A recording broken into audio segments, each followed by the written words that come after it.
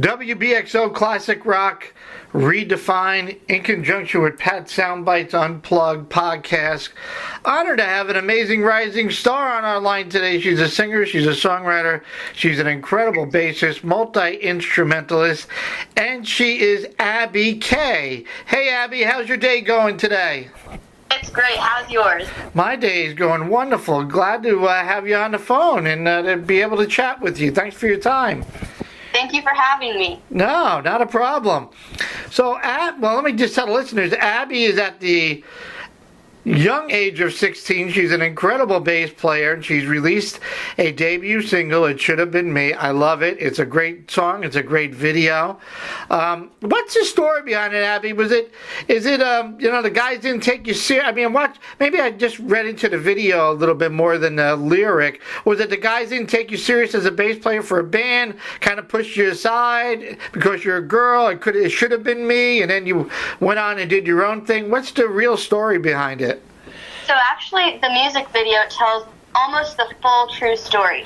So about a year ago, I auditioned for a local cover band. They were a great band. I really looked up to them as local musicians.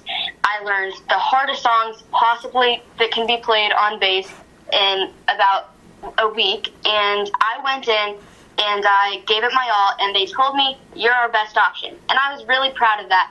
I had really worked hard for that, and I just knew, okay, I'm going to get this if I'm their best option. But no, because I am a girl and I was a little bit younger than them, I didn't get the gig and I was hurt. And then I got mad, and then I went home and I wrote my first song, It Should Have Been Me. And Good. So about a year later now, that song was just released through The Orchard, a Sony subsidiary, and it's on all streaming platforms.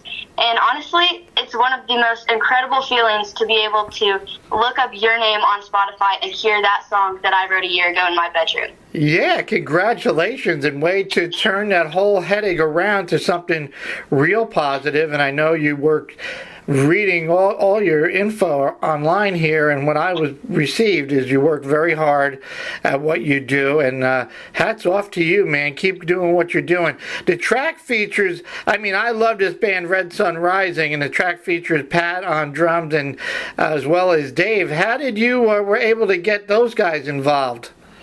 So actually, my manager, Eddie Z, we're based out of Charlotte, North Carolina, and my manager, he used to own a music school that Pat taught drums at. And so they were friends for a really long time. And then Red Sun Rising was in the area on tour in Charlotte, and my manager called in Pat and Dave to come play on my songs, and they did. And that was really cool. It was the first time I was ever really recording in a studio. And I also had my lead guitarist, Logan Foland, with me. And it was also one of the first big projects he did. And it was really cool to be playing with professionals that were already doing what we wanted to be doing someday. So that was a really cool experience. And I'm really glad I got to record with them. Yeah, no, incredible guys. Pat's from up here in New York, and I think Dave's from Pennsylvania. I love that band. And yeah, just to be able to hang out with those guys and get some really good advice on, what they go through as, they're doing this as their full-time careers and making it work. And I love playing their incredible music. That is great. So tell me, watching the video and knowing the song now, playing it a bunch of times, and watching your videos with Iron Maiden, you did The Trooper, you done Godsmack's Bulletproof, and I know you did a little Police, I want to say, Message in a Bottle. But I get the impression you're more metal than rock. Even the song comes out more rockish. I don't know, maybe. How would you describe your music? How do you describe it? So the music I like to play, I would say that has started out as kind of a classic rock, but slowly it's kind of making its way towards the newer metal. But my music that I just released, I like to classify that as hard rock with pop choruses. Nice. I like that. I mean, I get a little like Lizzie Hale, a little hailstorm. I know you met and worked with Nita Strauss. I love Nita from the Alice Cooper Band. So I kind of lean towards a little bit of a harder rock thing. But I think it works. If it works great for you, it works great for me. And as I said, I'm an independent, and I can play all day long any of your music and any of Hailstorm or Anita or anybody for the most part. So that's pretty cool. Let me ask you, incredibly talented young lady that you are, and I know adults struggle every day with public speaking, forget about getting on a stage.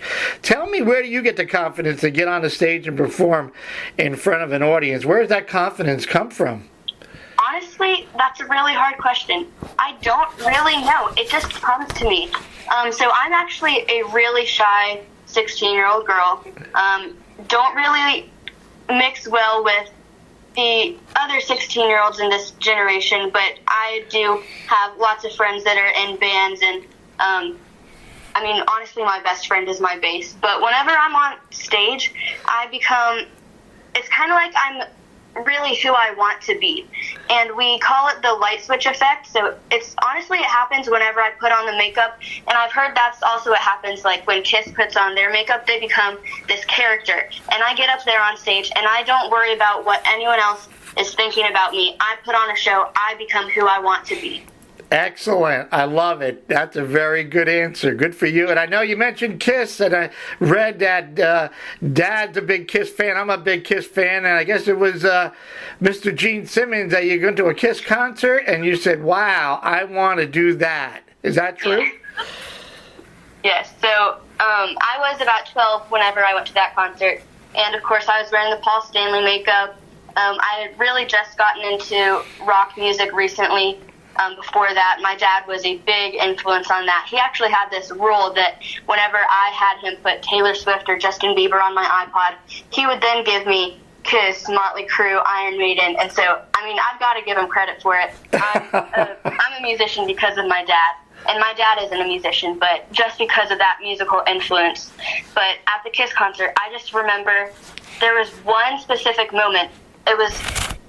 I think it was during Detroit Rock City, and that's also then the first song I ever learned on guitar. But I just knew. I looked at my dad and I was like, okay, I'm going to do that. I was actually on top of his shoulders at that moment. And that's just probably the most influential moment that I've had in my life, because that's when I decided, okay, I'm going to do this. Good for you. Now, I've been to a couple of Kiss songs, and I believe they open up with Detroit Rock City, and it's a killer. And that is really cool. Now, I'm sure you realize by meeting other already established artists like even Pat or Dave or Nita, and I'm sure they've told you this music business has evolved immensely into this major hurdle for all musicians, old and new, that are struggling to get their new music heard and laying out all this money and videos and interviews and the time away from home and the constant touring and travel. And please don't take this the wrong way. I'm not here to try to talk you out of your dreams. I want you to keep going. But you understand, I mean, the path that's ahead to make this such a successful and great career. And you're already on it, but you get it. Right?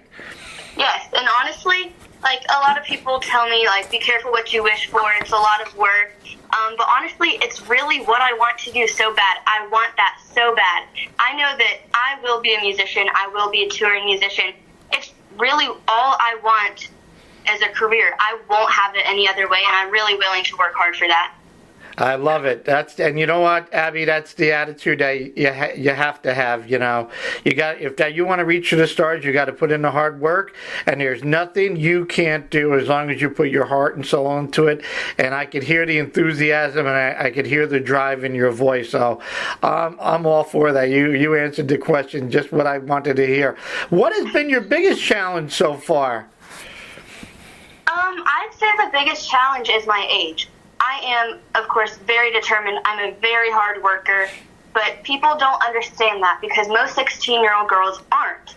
And most people don't really know what they want to do with their life until they're halfway through college, but I already know exactly what I'm going to do with mine. So that's been kind of hard, that people don't really take me seriously. It's been hard to get some gig because they just think I'm a 16-year-old girl going in to play with my guitar, and I may not be completely into it, but I am. And always whenever I get these opportunities, I'm very thankful. I show up, I'm very professional, and I really think that does help me get more accepted, and people understand that, okay, she's real, she's going to do this. So I do think that's been my biggest challenge, but I'm definitely overcoming that. No, good for you, and that makes sense. Yeah, you're absolutely right. Your age, people go, really? But they don't know the hard work and effort that you put into it. And the minute, like you said, you put on the makeup and you grab your best friend, the bass guitar, and you go at it, and then people go, oh, she is the real thing. We're talking to Abby K. Abby's released a debut single, It Should Have Been Me. It's a great song. It's available on all streaming platforms. I encourage you to go check it out, to buy it, to download it, and check out her video. She's an amazing talent. Abby, how do you define the word success? So I get this question a lot, and nobody can put a set definition on what success is. It's truly a personal goal, and I want to be playing internationally on a huge stage to a sold-out crowd and have every audience member sing one of my songs back to me. That is what I call success. Yeah, there's right. You talk to any of the artists and they go, there's no better feeling to be on stage and having, 1,000, 500, it don't even matter, that people really get your music and are singing your lyrics back. Anything else that I can help promote for you? Anything left on, I'm sure there's a long list on your bucket list. So let me start with anything I can help promote you with. Before I even get to that, Abby, is there, what's the plan? You released this single. Is there an EP down the road or maybe a full album upcoming? So that is in the future, but currently we are working on my next 3 songs. We will be releasing them as singles. The next one is actually almost finished. It's in the mixing and mastering stages, and we're also working on a music video for it. And that one should be out by the end of the year, but I'm not 100% sure on that yet. But also, I will be attending Winter NAMM this year in Anaheim, California. Oh, I did see that. Yes. That's great. Then, one more thing. I am also planning a summer tour 2020. We are looking forward to all of it. You get it my way, get it to your publicist or whatever, and I can play it, and I will play it. I'm going to play your track, It Should Have Been Me, on my next radio show, and we're going to get it out there as much as we can. You keep doing what you're doing. You are driven, and I'm proud of you. And you just you knock it out. You're a little powerhouse, and I give you all the credit in the world. You know what you want to do, and you're going to achieve it. And I'm telling the listeners, you remember this, Abby K. You're going to hear more about this incredible rising star. Abby, I hope you enjoyed the chat as much as I have. I did. Thank you so much. You could check out Abby on her website, abbykonbass.com, Abby K Facebook. Go check out her YouTube channel, Abby K on Bass. She's also on Instagram and Twitter, and I assure you, you're going to love the track when we start putting it on our rotation on our radio stuff. Abby, thank you again so much for your time. Thank you so much for having me. Absolutely. WBXO, we are classic rock, and we are redefined.